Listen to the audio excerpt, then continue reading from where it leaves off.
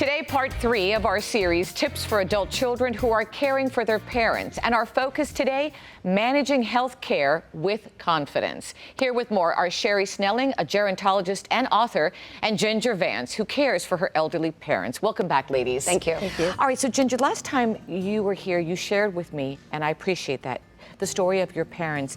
I'm wondering now, was there one thing that made you realize you needed to start now managing their health care needs?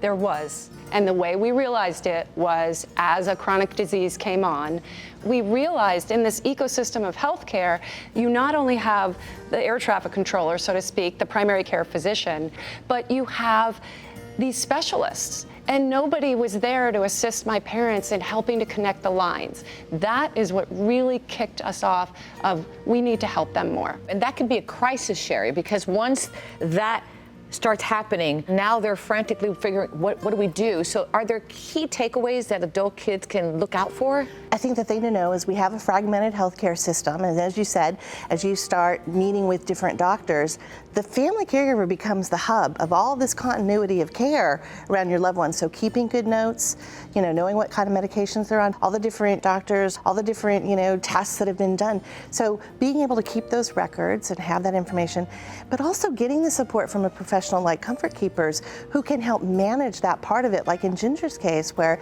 she's long distance, having that professional in the home that know how to do certain things that you may not be trained on, that can make sure things are being done, becomes a lot of peace of mind. Ginger, does this resonate with you? Absolutely. My mother had a hospital visit, got discharged. We all live out of state. We called the care agency and they were immediately doing an intake and allowing us to feel comfortable on what we could expect for their care. And when they came into the home, it really added just a tremendous peace of mind and value for us to know that there was somebody there. And Sherry, Comfort Keepers, I was reading here, it's not just ensuring the health needs, it's just so much more. Yeah, we often focus on the physical or the medical care needs of our loved ones, but really it's about their social needs, their emotional needs. It's bringing joy into life, which is so important because that helps us heal.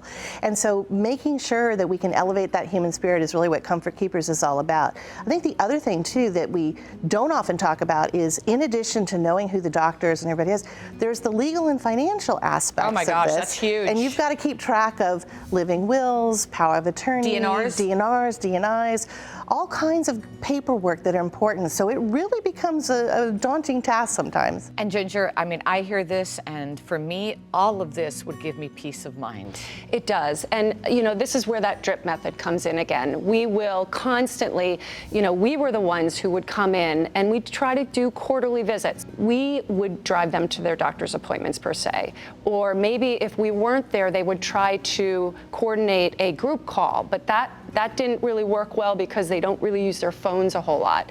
And what that allowed them to do was, when the care aide was at our house, we were able to say, wow, wouldn't it be valuable to have Jessica or Naomi bring you to the doctor's office when your child isn't here to do so? And they were able to understand that. So that's been a successful way to help manage the progression of care aid. And I'm assuming Jessica and Naomi, those were the Comfort Keepers. They were wonderful. They were absolutely wonderful. Great stuff. Thank you, ladies, so much. I appreciate all the information. So valuable. And of course, if you'd like to learn more, go to comfortkeepers.com, check out their social channels, or just go to our website, thebalancingact.com. We'll be right back.